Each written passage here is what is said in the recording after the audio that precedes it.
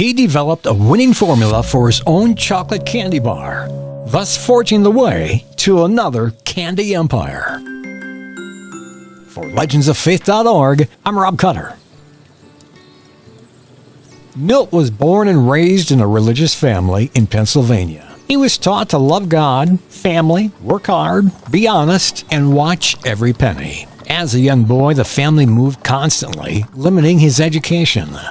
As a teen, Milt became an apprentice where he would learn to make candy. He discovered that he had a special talent for candy making, and after a few years, at the age of 19, Milt would open his first candy store in Philadelphia. With some early success, his candy shop eventually failed after just a few months.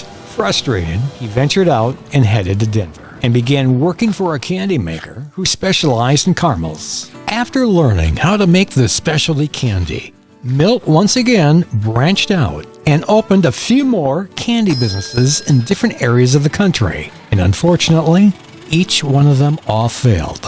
Discouraged, Milt moved back to Derry, Pennsylvania to be closer to his family. His aunt and uncle were always there to help him financially, and they kept encouraging Milt to keep pursuing his dream and never give up.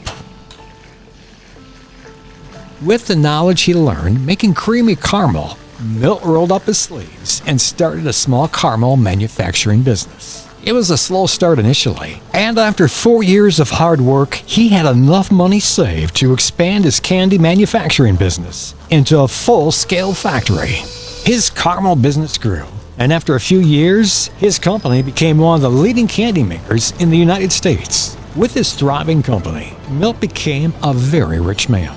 After attending an exposition in Chicago on chocolate candy making, Milt became interested in making chocolate with milk. It was a matter of time after his newfound interest in chocolate making, he sold his hugely successful caramel manufacturing business for millions. Inspired by this new concept of making chocolate with milk, he developed a winning formula for his own chocolate candy bar, thus forging the way to another candy empire. His new company was bigger than he could have ever imagined. Milt would focus on making one simple milk chocolate bar and charge only a nickel. That way, everybody could afford his candy bar, whether you were rich or poor.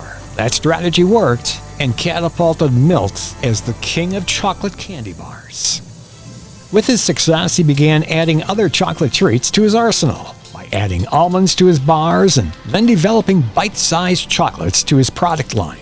His chocolates are so popular that even the U.S. military had a contract with his company. With the success of his now worldwide chocolate manufacturing company, Milt built a town in the fields of Pennsylvania where his factory was located.